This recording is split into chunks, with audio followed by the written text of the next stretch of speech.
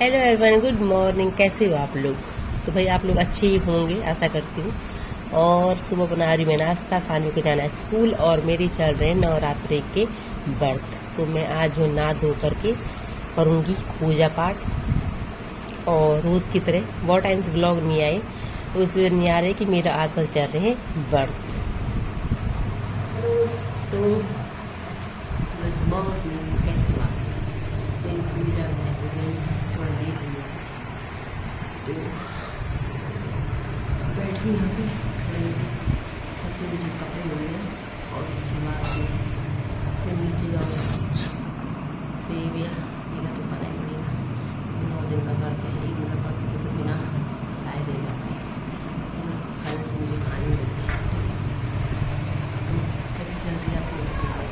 आजकल स्टडी में नहीं आ पाई क्योंकि मेरे पास इतनी एनर्जी तो है नहीं स्टडी करने के लिए। और सुबह में सीधा घर का काम और उसके बाद वो पढ़ाई बात होती भी है तो नहीं करती मैं। मानसिक शांति बहुत जरूरी है और करूँगी आपके एनर्जी के साथ पढ़ाई में। और ये सब काम करने के बाद चली गई मैं कपड़े धुलने के लिए। कपड़े धुलने के बाद मैं आई नीचे, जो बर्तन रखे हुए थे धुले हुए, तो उनको जो है समेटने के लिए, क्योंकि मुझे बनाना था फिर खाना है। तो हम गृहिणियों को चाहे व्रत हो चाहे कुछ हो, लेकिन किचन का काम जो है कभी छूटता नहीं है। कभी कभी लगता है कि किचन में ही पूरी जिंदगी न कट जाए। तो भाई मुझे चावल रखने थे, इन दोनों के लिए तो बनाना ही था। और चावल के लिए मेरे पास अभी पुराना ही डब्बा है, अभी नई टंकी लेकर आऊंगी कुछ टाइम बाद। तो अभी पुराने सामान से ही जो काम चलाना पड़ेगा। तो आज दिन में फिर मैंने इनको लिए आलू वगैरह थे, तो उसका ही मैंने जो है झोल बना दिया, जो कि हम गढ़वालियों को पसंद है ही। तो हम अक्सर बनाते रहते हैं, खासकर मुझे।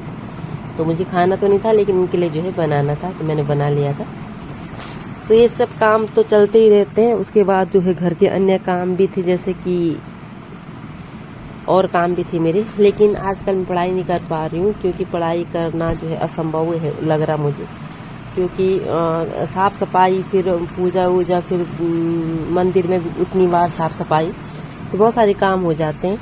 तो क्योंकि आजकल कुछ भी चीज़ स्किप नहीं कर सकती, तो सब चीज़ें चलती रहती हैं। साथ में यहाँ पर मैं खा रही हूँ पपीता। और शाम को हम चले गए थे थोड़ा शॉप पे, जहाँ पे हमारी शॉप है ना पहाड़ी स्टोर, तो उसके बगल पे एक शॉप खोल रखी है। ऐसे पूजा वगैरह का सामान है वहाँ पे। तो कुछ अच्छी चीज़ें थी, तो उन्होंने मैं देख रही थी उनको। तो वहाँ पे मैं गई थी असल में कान्हा जी के वस्त्र लेने के लिए, जो कि वहाँ पे थे नहीं।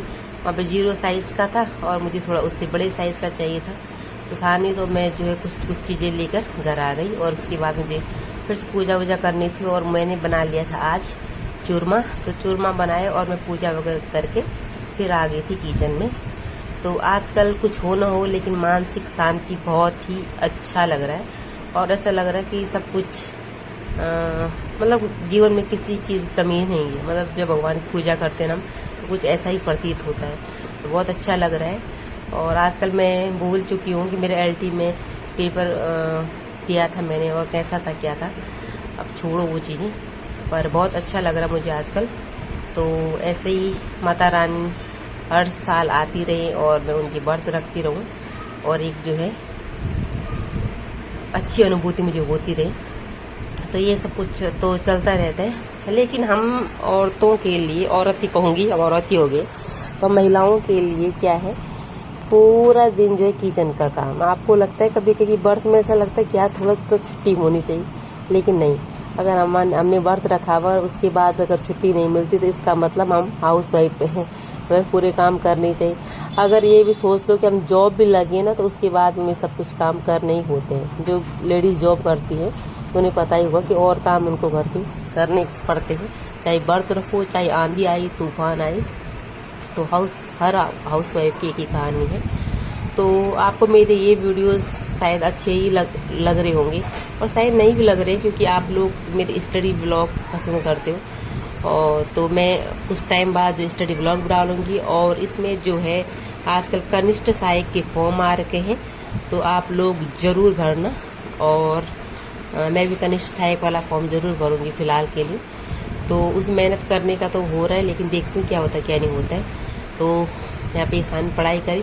कनिष्ठ सहायक में फॉर्म जरूर भरना, उसमें 40 नंबर के आप लोगों को पता ही है उत्तराखंड आएगा, जो कि हमने अभी LT के लिए पढ़ा है, हिंदी भी पढ़ाई हुआ है और रीजनिंग भी थोड़ा बहुत हमने पढ़ रखा है। तो हमारे पास बेनिफिट है ही, ऐसा नहीं कि हम बिल्कुल आउट ऑफ सिलेबस है हमारे पास, नई चीज़ नहीं है। हम जो है पुराना LT में पढ़ा हुआ है, तो वही चीज़ हमको जो है पढ़नी है। तो आप लोग पढ़िए और स्वस्थ रहिए और मस्त रहिए और पढ़ाई करते रहिए।